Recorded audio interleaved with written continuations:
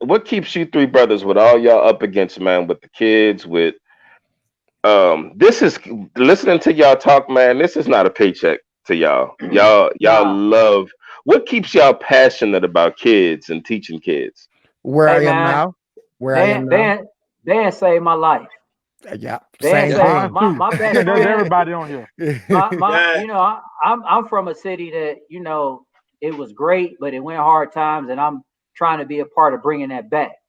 But one of my best friends, man, I went to college, he went to prison. You know what I mean? And a Wow. lot of cats, and I would have been right there with him, either not here.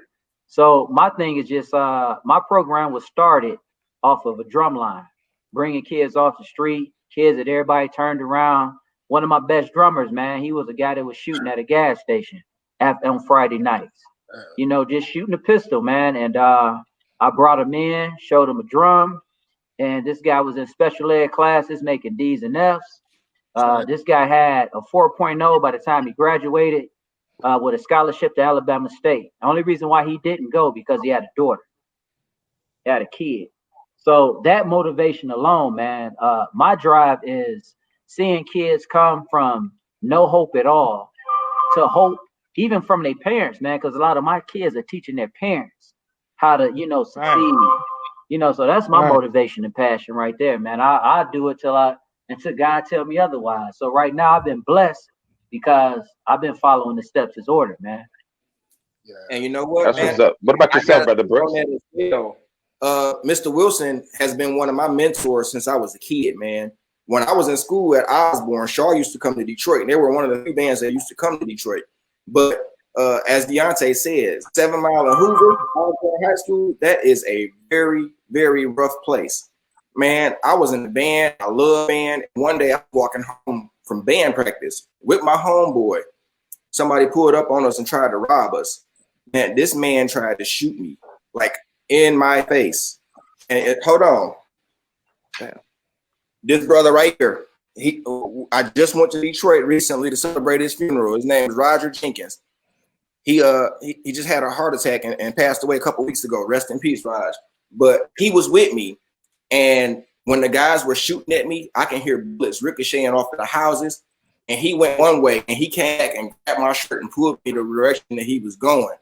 And he literally kept me from getting killed that night. And if it wasn't for my musical experiences and being able to get a scholarship and get out of Detroit, I could be dead and gone right now. Like literally. So for me to have that weight on me to know that God gave me an opportunity to say, no, your life is gonna go on. How dare me not return that favor and pour everything I got into these kids to make sure that I return that favor, because I owe God. I could have been gone, and he spared me and gave me that opportunity. So, I know people love band. They like to talk smack and all that stuff. People don't understand. This is a ministry. And if God gave me this opportunity to bless these kids, where would I be? Where would they be? So for me, it ain't no paycheck in the world. My first year at Hunter's Lane, we didn't get our paycheck until August 1st. I got my keys to the band room in April. So from April until August 1st, Wow. every single day, I was in there cleaning out cabinets. I was in there cleaning out instruments. I was trying to get in touch with kids that I knew of that may be interested in the program. I started off with 17 kids, and brick by brick, we built what we had, man.